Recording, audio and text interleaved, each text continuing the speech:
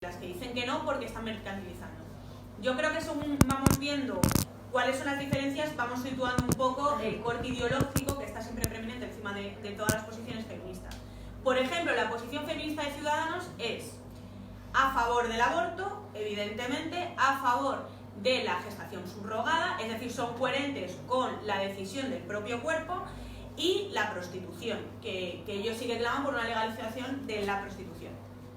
Por tanto, vemos que la ideología que prima por encima de todos estos aspectos del feminismo es el liberalismo, obviamente, creo que es muy sencillo de ver. Por otro lado está la parte antagónica, la que dice somos proabortistas porque es nuestro cuerpo. ¿Por qué? Porque el comunismo actual, no el clásico, el marxista, está a favor de la emancipación absoluta, ya no del padre como a lo mejor podían teorizar Marx y Engels, sino el individualismo absoluto, que incluso podría rozar un poco con la ideología liberal.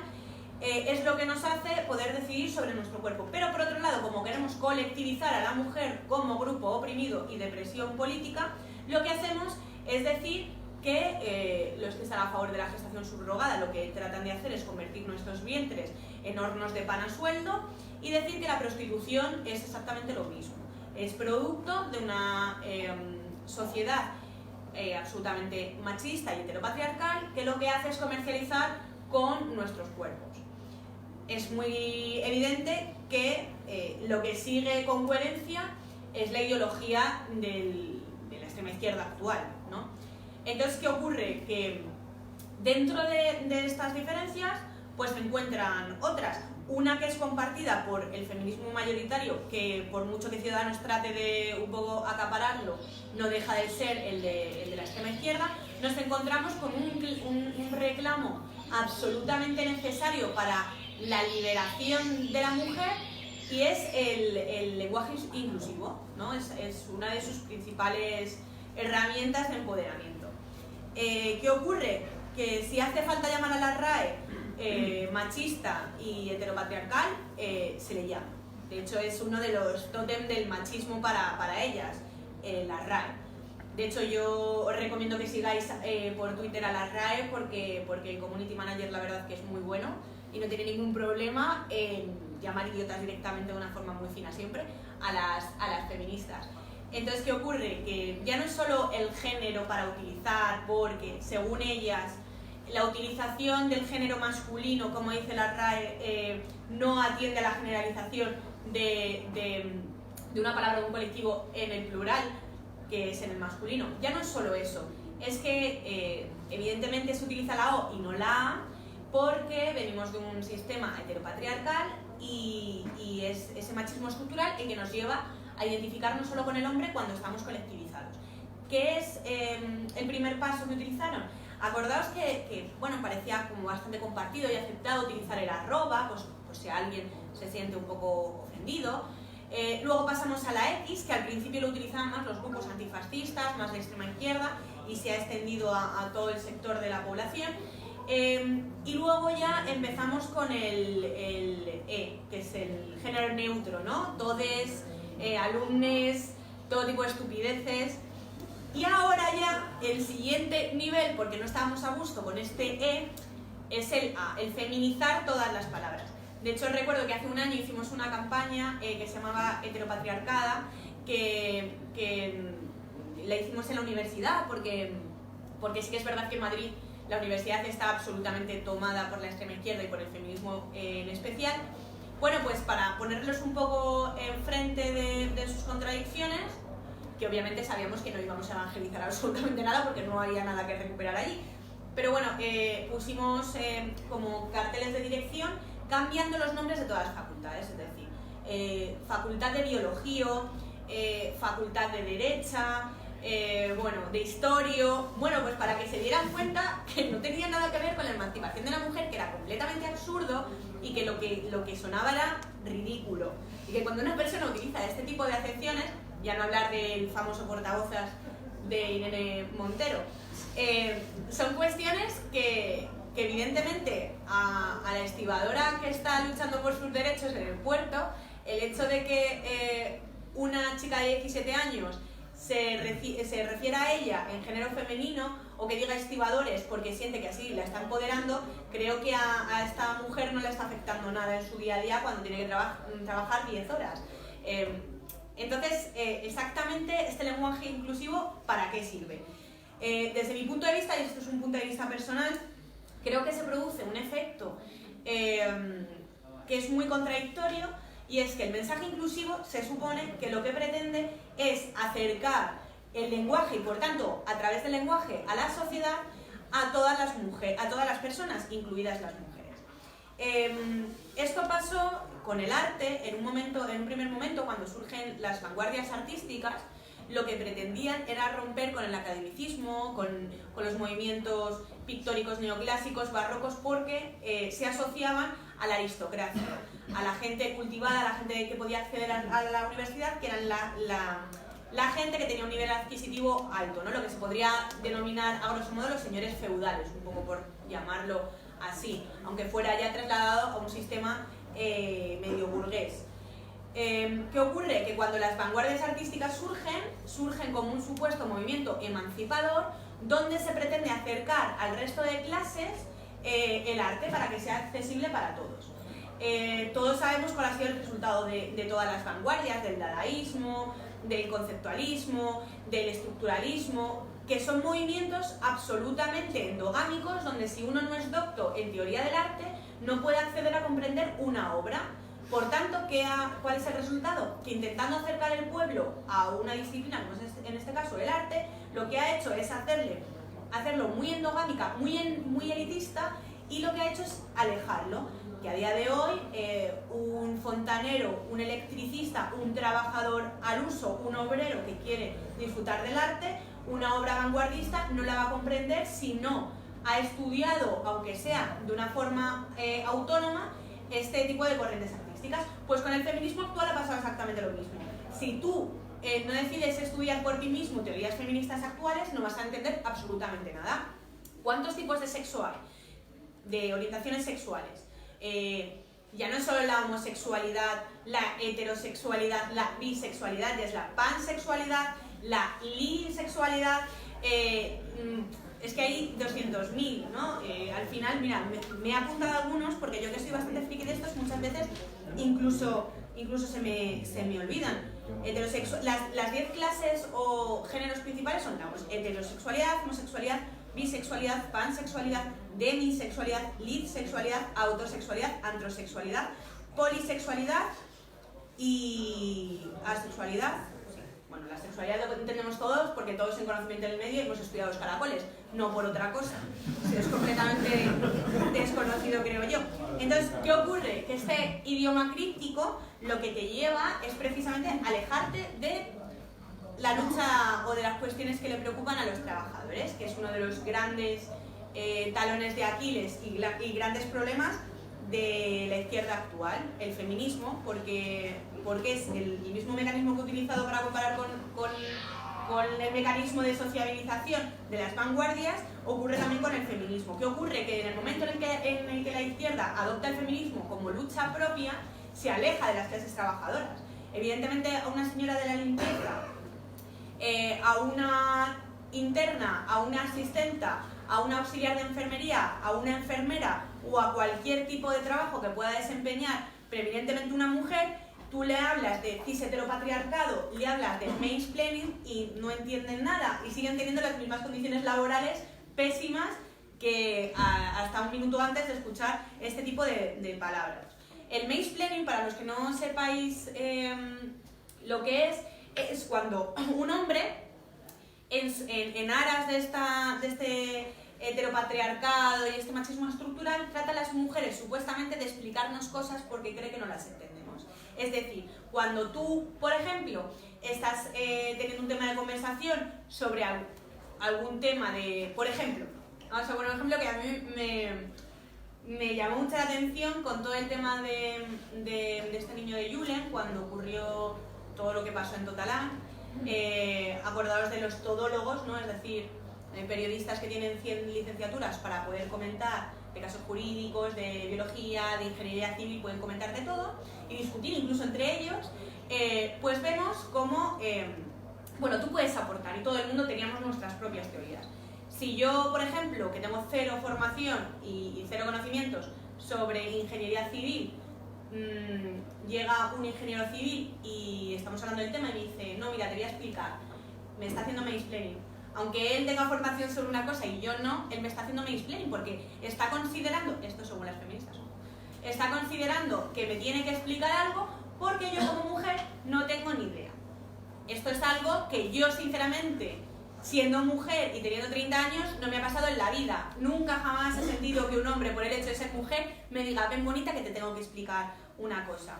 Luego es diferente el mansplaining, que es, también se quejan muchas feministas, que es esta actitud o esta posición que toman supuestamente los hombres, en la que yo no he reparado nunca jamás, la verdad, hasta que surgió el debate, que es cuando supuestamente se abren de piernas en los transportes públicos y entonces nos invaden. Es decir, un hombre que yo entiendo, sin ser hombre, que es complicado estar con las piernas cruzadas por cuestiones fisiológicas y de la fisionomía de cada uno, pues me molesta tu comodidad y me molesta tu actitud. Entonces el hombre se abre mucho de piernas y ocupa todo el espacio vital del transporte público, no por cuestiones de necesidad física, sino por una cuestión de machismo estructural, porque simboliza, es un símbolo fálico que dice aquí estoy yo y tú eres una mujer y tienes que ser sumisa. Bueno, pues de estas cosas. Luego los micromachismos, que empezaron ya hace tiempo, y nosotros hicimos, de hecho la primera campaña que hicimos contra el feminismo radical, que fue la campaña de Globos Azules, fue a raíz de que Público, siempre a la vanguardia de este tipo de estupideces, sacó la campaña de los micromachismos. Entonces allí empezaron a surgir una serie de cuestiones que yo creo que muchas no nos habíamos planteado nunca. Pues ya las mujeres, que yo creo que con cierto resentimiento empezaron a lanzar cuestiones como el tema de ¿qué es para ti un micromachismo? El hecho de que te invite a un hombre, un compañero de trabajo o de clase, que te invite a un café, es un micromachismo. Ojo, no os podéis dejar invitar ni podéis dejar que un hombre os abra una puerta porque es un micromachismo. Es decir, lo que el hombre te está haciendo al cederte el sitio o abrirte la puerta es que tú por ti misma no puedes hacer absolutamente nada. Vuelvo a lo mismo. Creo que una estibadora está preocupada por si un hombre le abre o no la puerta porque eso robe sus derechos como mujer. Empoderamiento, pues un palabra que ya está, por desgracia, muy instaurado dentro de nuestro vocabulario común, sobre todo por el uso que se da en el Congreso de Diputados y las instituciones donde tienen un altavoz, y es aquella acción que realiza la mujer para ser independiente y tomar el poder de sus propias decisiones y también para colectivizarse. Bueno, pues es como una palabra muy vacía porque no sabemos exactamente qué es una actitud de empoderamiento. Empoderamiento es el hacer exhibiciones artísticas derramando sangre menstrual por todos los sitios. Eso es empoderamiento artístico de la mujer. Al abortar te empoderas. Bueno, también podemos decir que por esa regla de 3, si las mujeres pues nos dedicamos a matar por las calles a feministas que nos molestan, pues también es un empoderamiento por esa regla de 3. Empoderarse puede ser cualquier cosa que la mujer decida hacer porque dice que ha sido oprimida. Ese es el resumen de lo que viene siendo el empoderamiento. El cisgénero, cuando escuchéis cis heteronormativo, son palabras un poco complejas. Heteronormativo significa que sigue la norma de la heterosexualidad, de la heteronormatividad. El cis añadido significa que la persona que lo ejerce o la institución que lo ejerce coincide su sexo biológico con su género. ¿Vale? Son cuestiones que, como digo, el lenguaje inclusivo y todo este tipo de lenguaje críptico lo que hace es alejar a los trabajadores de la izquierda que adopta esto como tema prioritario. La cuestión principal, otra de las cuestiones principales que utiliza el feminismo actual es tratar de eliminar la feminidad. Yo creo que es algo que todas las mujeres sufrimos cuando somos señaladas por el lobby del feminismo predominante y dictatorial que nos preocupa y a mí personalmente me cabrea bastante.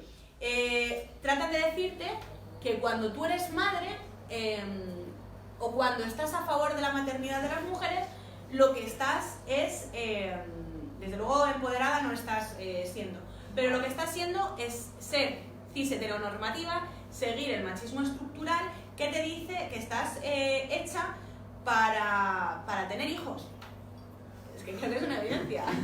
Las mujeres, por mucho que digan las feministas, las mujeres biológicamente estamos creadas para tener hijos. Es que creo que es una cuestión que todos en el colegio aprendimos y no creamos violadores ni asesinos machistas en serie. Yo no conozco a ninguno de mi clase de toda la vida que sea un agresor sexual o que ejerza la violencia de género, porque en el colegio nos enseñaban ese tipo de cuestiones. Son unas cuestiones biológicas que una de las, desde mi punto de vista, pocas cosas buenas que hizo Azteoír fue poner un autobús, no el de ahora, el de antes, un lema que era muy sencillo porque era una verdad. Eso puso en tela de juicio y en debate social el que a día de hoy el trasfondo de todo ya no era si estabas a favor del autobús de Azteoír o en contra del autobús. Yo creo que contra una verdad no se puede estar a favor o en contra, simplemente es una verdad y punto.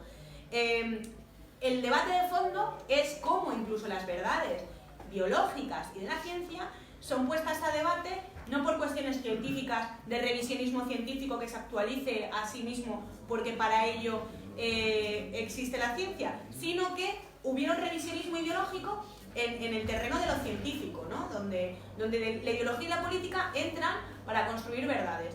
Creo que era la antesala de todo lo que estamos viviendo, porque el feminismo en un año ha evolucionado una barbaridad, y nos ponen en una tesitura muy complicada, porque ¿cómo vas a rebatir que 2 más 2 son 4 a quien te dice que son 5 y dices que 4 porque eres una opresora y tienes una serie de privilegios de blanco, heterosexual y occidental que te permiten el decir este tipo de cuestiones, pero que ella dice que son 5 y como le llevas la contra ella es que le estás oprimiendo como grupo minoritario. Creo que el debate es muy extenso y es una situación muy grave. La cuestión de la maternidad creo que es muy importante y creo que una de las cuestiones por las cuales el feminismo defiende el proabortismo como una de sus máximas es por, sinceramente, el vínculo que tiene el feminismo con las grandes potencias mundiales, con las élites financieras, que les interesa que la natalidad europea disminuya y utilizan simplemente al feminismo como ariete ideológico y social. Punto. ¿A quién le interesa que la población autóctona de Europa vaya disminuyendo y que la población española en concreto sea la más baja de Europa?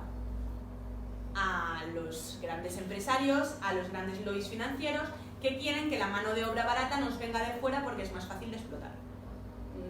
No creo que tengamos que mirar más allá, aparte de la obvia sustitución de nuestra identidad que tratan de suplantarnos a través de la introducción de otro tipo de nacionalidades y de grupos étnicos que sin embargo no tienen este problema de natalidad. Véase las mujeres de procedencia de países musulmanes, ¿no? Que no tienen ningún problema ni compran este discurso antinatalidad porque saben que en ello les va la vida y que en ello les va la supervivencia de su propia civilización, cosa que el europeo privilegiado y deconstruido tiene que tratar de eliminar. El año anterior tuvimos la tasa de natalidad más baja desde el 41. Evidentemente la tasa se corresponde con un ambiente posbélico. Es que yo creo que estemos en unas cifras de natalidad equiparables a las que tuvimos en España en la posguerra es muy preocupante. Luego llegan las cuestiones económicas de quién va a pagar nuestras pensiones. Obviamente, cuando estamos empleando dinero público en que se produzcan abortos gratuitos y no en fomentar la natalidad, pues los que nos van a pagar las pensiones pues son los famosos pagapensiones que desde luego no nos la están pagando, sino que nos están costando bastante dinero. Y ya no hablemos en cuanto al mantenimiento de estos pagapensiones en nuestras cárceles públicas con el dinero de todos los contribuyentes que sí que pagan las pensiones. Entonces, la sustitución de la población autóctona por otra más maleable, de procedencia de países cuasi esclavistas, le interesan los lobbies financieros, utilizan al feminismo y por ello lo financian, no nos olvidemos de dónde procede la financiación de Femen, por ejemplo, lo utilizan para instaurar un debate social que a ellos les interesa económicamente hablando. Y en esto, por eso digo que el feminismo entra en una contradicción que yo incluso creo que ellas no son conscientes, porque no suelen hacer autocrítica de la coherencia de su propio discurso. La cuestión de la belleza, el estereotipo de la belleza creo que no es una cuestión baladí, porque corresponde a la misma técnica de desligarnos a las mujeres de nuestra propia esencia y de nuestra propia feminidad. Ya no es solo arrebatándonos o arrancándonos lo más sagrado que puede tener una mujer, y que eso sí que es un privilegio, que es el poder dar a luz a un hijo, y que el hombre, por desgracia, no puede acercarse ni siquiera un milímetro a saber lo que es la experiencia tan profunda que puede ser para un ser. Ya no es solo eso, es que aparte de arrancarnos eso que es tan sagrado, tratan de convertirnos en hombres, que eso sí es machista. El hecho de que, por supuesto, no lleven falda, eso ya es algo más que superado, pero el tema de que parece así, dirán que como estoy oprimida por el machismo estructural, me río y para mí es tabú hablar del vello de las axilas, pero es que me produce pudor, y más aún verlo en las mujeres que incluso se lo tiñen de colores. De hecho, como experiencia personal, yo me ruboricé. Tuve una entrevista hace como, creo, año y medio, y nosotros hacemos muchas entrevistas con estudiantes, ¿no? Entonces, a mí me gusta mucho hablar porque ahí vas haciendo un poco de calado de qué es lo que predomina en la universidad, cómo están los jóvenes y tal. Y recuerdo que era con unas chicas de telecomunicación, y bueno, pues había una muy mona y muy simpática que cuando fue a subir el trípode, subió el brazo y hacía calor y estaba en manga corta, pues dije, ahí va ella, empoderada, libre, feminista. No sé si trabajará como becaria por 300 euros al mes, pero empoderada y liberada está, porque no se depila. Estas cuestiones, ¿no? El tener una especie de arte abstracto en el pelo, porque eso es empoderamiento, es decir, el fomento de la mujer fea, que sí que es una cosa que la tercera ola, el feminismo tercera ola, el feminismo un poco ligado al movimiento hippie, sí que comenzaba a proclamar, ¿no? Como hemos dicho antes. Y también empezaba a proclamar algo que me parece muy preocupante por temas de salud, como es la gordura. Yo recuerdo una campaña que hicieron las feministas en Madrid, que se pusieron a reventar escaparates de tiendas de ropa, y ponían la talla 36 es opresión, o la 38, perdón, no era ni la 36, era la 38. Es una talla de opresión y tal. Y tú decías, joder, entonces para ser una mujer empoderada y libre tienes que utilizar a partir de una 40, 42, ya si utilizas una 60 eres la hostia de feminista. Ya no puedes ser más feminista. Bueno, es preocupante porque lo que están fomentando es una mujer que no cuida su salud y que incluso se la juega. Quieren que la mujer sea una especie de deconstrucción de la feminidad. ¿Y por qué digo que eso me resulta un tanto machista? Porque el hecho de que la mujer se tenga que asemejar físicamente a un hombre para creer que está empoderada, no estamos cayendo en una especie de machismo estructural. Yo creo que es otra coherencia de las que vamos señalando. Luego, una cuestión muy preocupante, y que tampoco creo que sea aleatorio, como precisamente la bajada de la natalidad fomentada por grandes lobbies, es el dividir a los trabajadores españoles, en este caso porque estamos hablando de España, pero creo que es extrapolable a todos los lugares occidentales donde está existiendo este fenómeno del feminismo, que por otro lado, igual que el 15M, es un movimiento que ha comenzado con más fuerza que en otros sitios en España y que está exportando al resto del mundo. Cosas para sentirnos orgullosos últimamente no tenemos. No sé si el deporte sí, pero creo que es de las pocas cosas. Porque desde luego la exportación de estos movimientos, Argentina, ¿no? De movimientos proabortistas, creo que es muy preocupante. La cuestión, como estábamos diciendo, es difícil en cuanto a la mujer, porque si tratan de que nosotras mismas matemos a nuestros hijos en nuestro propio vientre, si pretenden que seamos feas e insanas para poder ser mujeres empoderadas, no nos queda bastantes cosas. Nos queda el tema de la moral, que tratan también de construir, es decir, la moral de una mujer que pueda ser sociológicamente conservadora, es decir, ya no estoy hablando de que nosotros podamos tener un pensamiento patriota, identitario, no, me refiero a la mujer conservadora, el cliché que podemos tener todos con la mujer de toda la vida que va a misa. Bueno, pues eso también es un elemento a batir, y la Iglesia, por supuestísimo, un enemigo que tiene que ser devorado. De hecho, cuando estábamos comiendo estábamos hablando un poco de la cobardía y de la hipocresía de la izquierda, ¿no? O sea, de la izquierda, perdón, de la Iglesia, que incluso les está bien empleado en cierto modo porque no se saben defender. Creo que una de las materializaciones de esta cobardía de la Iglesia está no solo exonerando de cualquier tipo de responsabilidad y dándole el perdón cristiano a Rita Maestre cuando entró profiriendo Arderis como en el 36 y bueno, yendo en tetas, ¿no? No lo hacen en una mezquita, no lo hacen, porque allí no va a llegar el imán y va a decir os exonero porque en la misericordia está nuestra virtud. Creo que no, y ellas son conocedoras de ello y por tanto nunca van a llegar a ese punto. Pero ¿qué ocurre cuando la moral de la mujer tradicional está siendo atacada por esta hegemonía, que parece una hegemonía del pensamiento? Incluso se puede llegar a imbricar en el propio pensamiento. Es decir, yo creo que ya no tanto los hombres, porque sois un poco la resistencia dentro de esta locura, aunque están los que a mí me gusta llamar en petit comité planchabragas, que las mujeres me dan la razón, que es lo menos atractivo para una mujer, este tipo de pagafantas queda un poco más fino, ¿no? Pues es la cuestión de que se trata de eliminar el sentido de la mujer. Entonces, ¿qué ocurre? Que la mujer a la que le gusta cuidar de su familia, que le gusta cuidar de sus padres cuando son mayores, que le gusta criar a su hijo, no es una mujer ejemplo. La mujer ejemplo es la mujer que no quiere tener hijos o hijas, porque, ¿veis? He caído en la ideología de género porque ya no se inculca.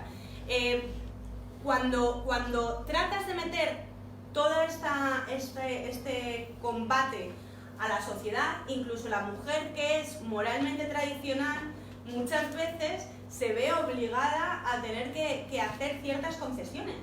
Es decir, bueno, sí, es verdad que hay cosas por conquistar, enuméramelas con los dedos de una mano. No te voy a pedir que sean una o dos, unos 5 máximas. No, bueno, al final algo empieza a quedar, un pozo empieza a estar allí, ¿no? Las mujeres que han criado toda la vida a sus hijos, las mujeres que han tenido un trabajo en casa y ahora, bueno, tienen que hacer una cesión, hacen un chascarrillo, ¿no? Bueno, Manolo, levántate y friega tú. Pues no creo que sea un escándalo el que friegue, pero tampoco creo que sea necesario hacer este tipo de comentarios para demostrar que la mujer está empoderada. Creo que la mujer se empodera a través de otras cuestiones, precisamente no desvinculándose del hombre en cuanto a la lucha por los derechos de los trabajadores. Lo que estaba diciendo hace un momento, es una de las cuestiones que a los lobbies económicos más les interesa y es dividir a los trabajadores ya por cuestiones de género. Creo que una de las cuestiones, además estábamos comentando desde la manifestación de Madrid de ayer, que un militante de Hogar muy valiente fue a la manifestación a grabar cosas y yo me aproveché de uno de los vídeos para sacar retweets. Entonces yo subí el vídeo de la manifestación donde un bloque que se hace llamar no mixto de mujeres racializadas, feministas racializadas, increpan a dos señoras feministas, que bien les está empleado también por haber alimentado un monstruo que ahora se las come a ellas, les empiezan a increpar que no pueden estar en este bloque no mixto de racializadas porque son blancas, y son putas blancas, y decían cánticos como blanca racista, no eres feminista, mi madre no se llama Chacha, vosotras sois las que explotáis a mi madre. etcétera, etcétera, ¿no? Entonces, ¿qué ocurre? Que la imagen que tanto impacto ha causado de una musulmana con el velo y unas sudamericanas y unas personas de descendencia africana, vamos a llamarlo así, increpando a unas señoras españolas que serán muy rojas y serán muy de izquierdas y les está bien empleado, insisto, pero no dejan de estar en su país, como una musulmana le dices, ¿eres racializada? No, pues fuera. Creo que al final eso es un reflejo de precisamente lo que os estoy comentando, que son los lobbies económicos los que pretenden alimentar toda esta dinámica, porque no supone otra cosa que la fractura de la clase trabajadora, que ya no lucha por sus derechos cogidos de la mano, aunque suene muy bucólico, muy romántico, pero todos unidos por la lucha a un mismo derecho, sino que vamos siendo, como las feministas dicen en este vocabulario, interseccionales. Es decir, que hay una especie de escalas de opresión y de privilegios. El hombre europeo y la mujer europea, por el mero hecho de ser europeos, son privilegiados o privilegiadas para ellas. ¿Qué ocurre? Que el hombre, por encima de todo, es el privilegiado, porque es blanco, heterosexual. Claro, en el escalafón un poco más por debajo del blanco heterosexual europeo estaría el blanco homosexual europeo, porque tiene un poco menos de privilegios por no ser cis heteronormativo. Y luego tendríamos el hombre bisexual, por delante estaría el hombre bisexual, y luego por debajo del homosexual, en la escala de privilegios, estaría el transexual, y en esto sí que hay división de pensamientos. Para algunas, la mujer transexual, es decir, el hombre que se ha convertido a través del bisturí, por cierto, subvencionado en casos, por ejemplo, como el de la Comunidad de Madrid, por el dinero de todos, decide que quiere ser mujer biológicamente o algo similar, pues en el fondo, como es un hombre, para algunas feministas es una persona que tiene un privilegio más que las mujeres, porque socialmente sigue siendo, por esta transfobia, le siguen considerando un hombre. El caso, por ejemplo, de Cassandra o Ramón, depende para quién, pues en el caso de Cassandra tendría un privilegio más que una mujer feminista, porque en el fondo es considerado socialmente, no porque lo sea, sino porque socialmente es aceptado como si fuera un hombre, por la transfobia. Después de esto estarían las mujeres europeas, que siguen el machismo estructural, que obviamente están privilegiadas, pero a su vez oprimidas por su propia ideología.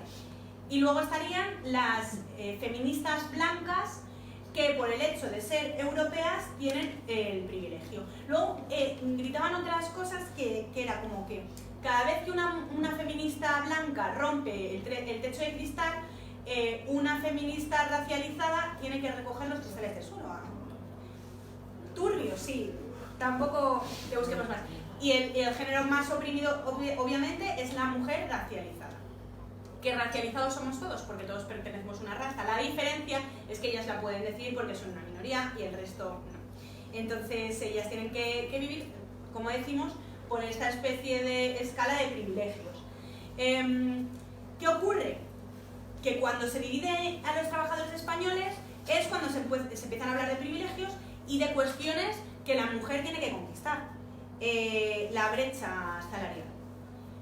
Yo sinceramente no conozco a ninguna persona que haya interpuesto una denuncia en un juzgado de guardia, porque eso es denunciable, por decir que ella cobra menos que un compañero suyo por desempeñar las mismas funciones por un salario, pues eso, más bajo. La defensa que hacen las feministas a esta verdad como un templo, es decir, no, es que claro, hay trabajos donde hay trabajos que son lo mismo, pero en la escala gremial se les pone una categoría mayor para que la patronal y los convenios colectivos, al ser un gremio en un escalafón superior, puedan percibir más. Y hace un ejemplo, las limpiadoras y los cristaleros, que cobran los hombres por peligrosidad, que es que además lo cobran porque es un empleo que se ha generado para crear una brecha salarial y que los cristaleros cobren más que las limpiadoras. Pues evidentemente la situación laboral de las Kellys sean hombres o mujeres, en este caso es verdad que son mujeres, la situación laboral de las Kellys es lamentable y es labor y trabajo de todos reivindicar sus derechos. Pero es que no vayamos a confundir y vayamos a decir que es que un cristalero no tiene que cobrar por peligrosidad. Sinceramente yo prefiero estar dentro de una habitación que estar descolgada a 50 metros de un arnés limpiando cristales. Bueno, pues esas son las supuestas trabas y complots que genera el heteropatriarcado para generar una brecha salarial. Cogido con pinzas, no, lo siguiente. El techo de cristal. Pues el techo de cristal es una especie de cristal machista estructural que a las mujeres nos impide llegar a las metas laborales, personales, profesionales en general, a las que queramos llegar. Pues no sé. El banco más importante de España está liderado por una mujer. No sé, nuestra vicepresidenta de gobierno y la anterior eran mujeres.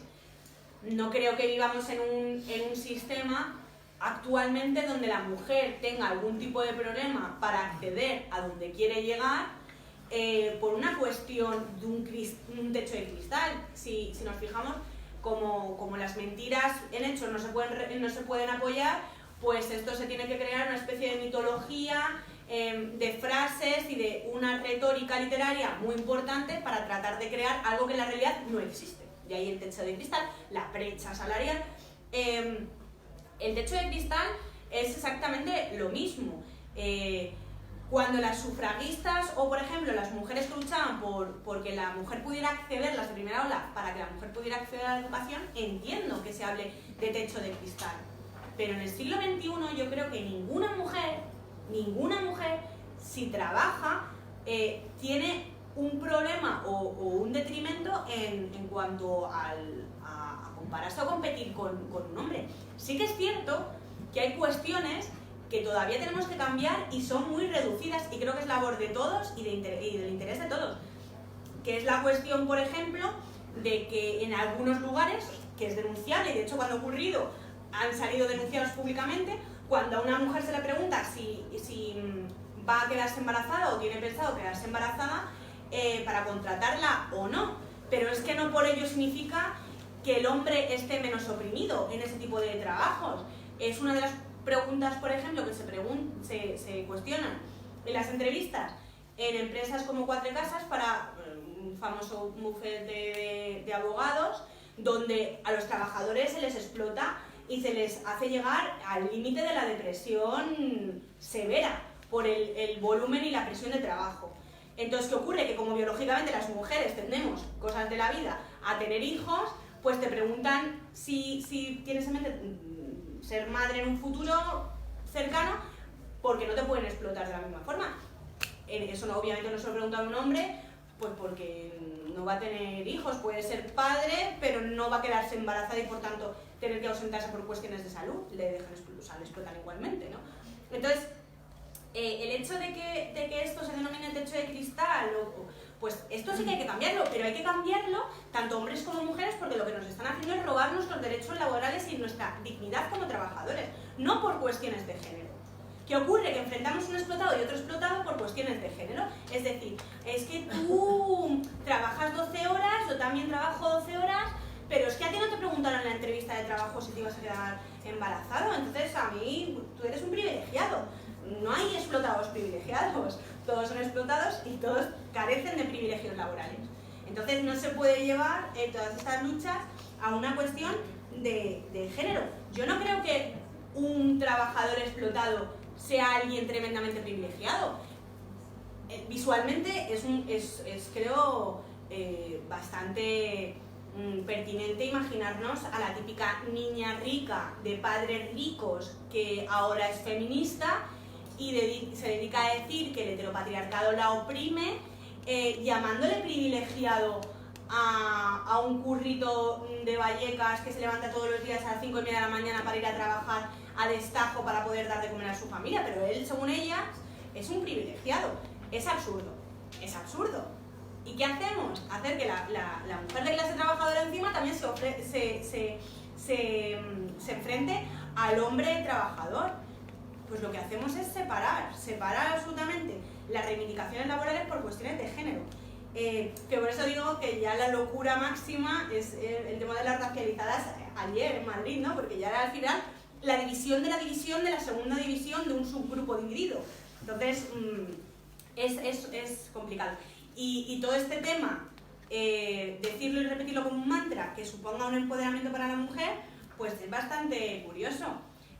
Una de las últimas cosas que quiero comentar, y que es la que menos voy a comentar porque creo que es la más trillada, que es el tema de la violencia de género, las estadísticas que todos conocemos, y que en las tertulias, esto que ha dicho fulanito es mentira, no hay denuncias falsas, son el 0,00001 falsas porque ha sacado el Instituto Nacional de Estadística. Nada sospechoso de manipular por intenciones o por cuestiones partidistas. Todos tenemos claro que tanto el CIS como el INE son científicos 100%, son objetivos y no están regidos por directores puestos a dedo por el partido de turno, pero no, es algo muy objetivo. Entonces, lo que diga va a misa.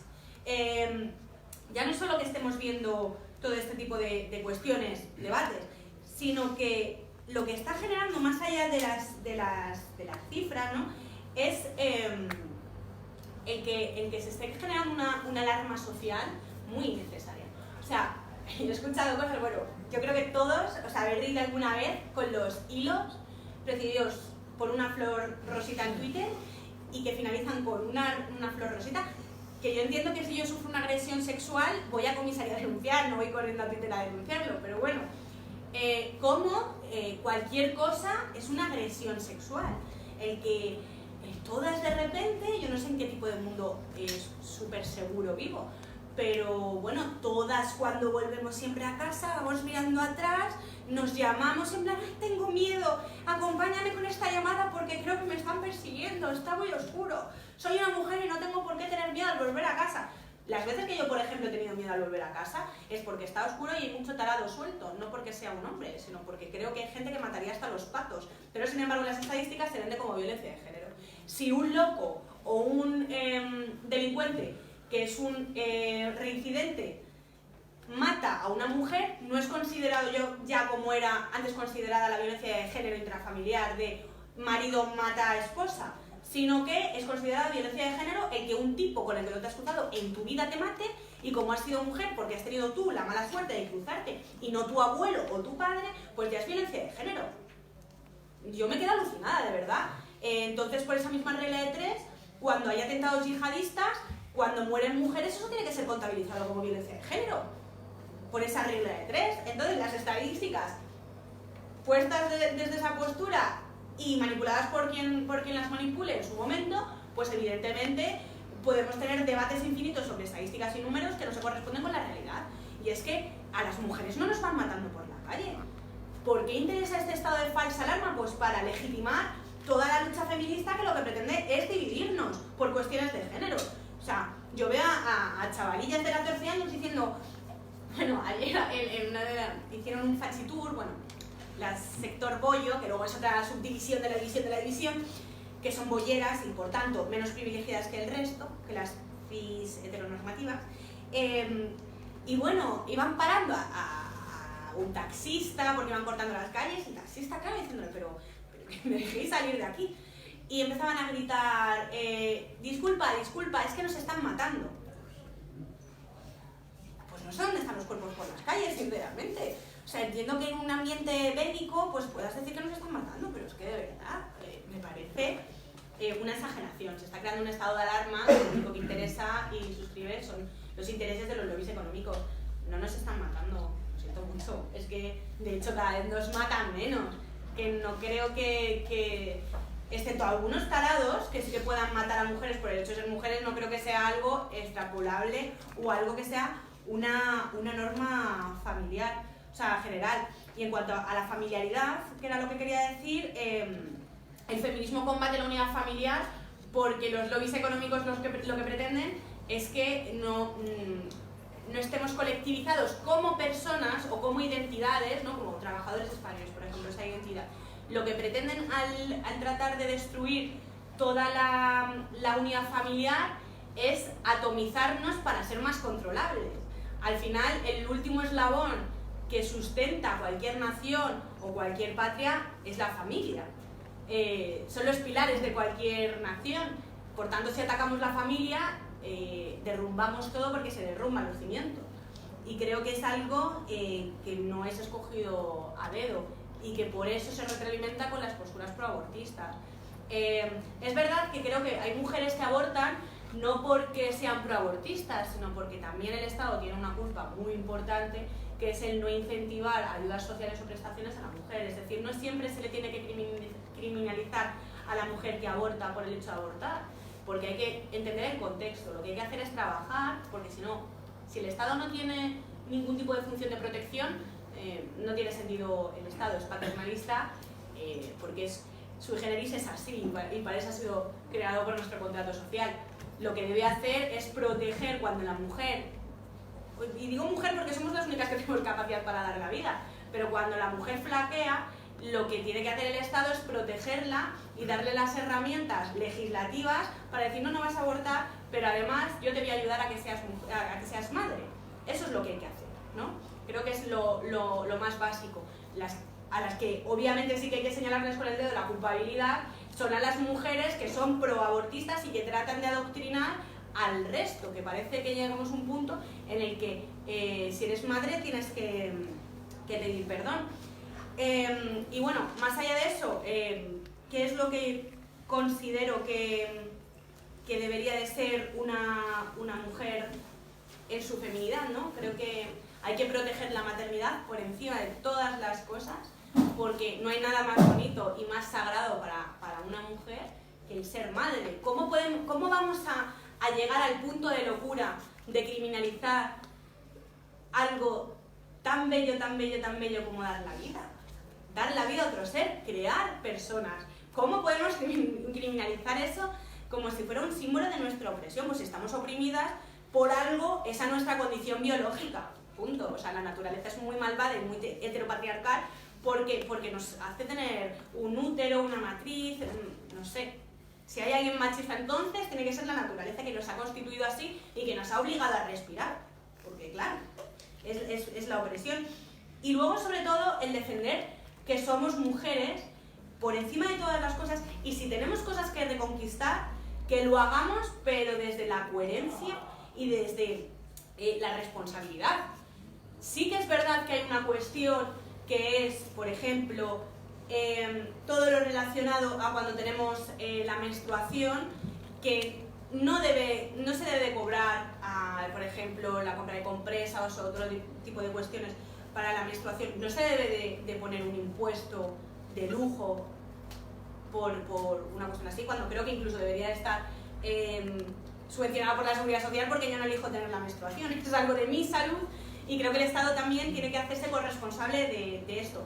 Pero no se puede decir que pagamos el impuesto al artículo de lujo las mujeres porque somos mujeres y porque nos quieren fastidiar y nos quieren oprimir, y dicen, pues los vamos a poner, porque los pañales para los bebés también tienen el impuesto, ¿no?, que se considera como artículo de lujo. Si fuera pañales para las niñas, las bebés, pues podríamos decir, bueno, pues igual aquí algo hay raro, pero no, es que es para los niños, ya sean hombres o mujeres. Por tanto, todo el tema de los permisos de maternidad, creo que es una conquista que no solo le interesa a las mujeres, sino también a los hombres que también quieren ejercer como padres. Las cuestiones laborales que nos impidan trabajar y además compaginarlo con la vida laboral es una conquista de todos como sociedad, no de mujeres contra hombres por cuestiones de género. Y ya nada, pues para finalizar, lo que yo pienso, obviamente creo que ha quedado bastante claro a lo largo de toda la conferencia, pero sobre todo decir que me siento muy orgullosa de ser la máxima responsable de una organización con predominantemente hombres. También, paréntesis, decir que tanto que nos tratan de dar lecciones de feminismo, creo que soy la única responsable de un movimiento político-social que soy mujer, entonces que a mí, lecciones de feminismo, a nosotros en general, las justas. Y luego, por otro lado, también decir que estoy muy orgullosa de todos los militantes hombres que están hoy aquí presentes, que pertenecen a Hogar Social, y sobre todo y por encima de todas las cosas, que estoy muy orgullosa de haber dado a la luz al mundo a un hombre. Así que nada, muchas gracias y cualquier cosa que queréis comentar.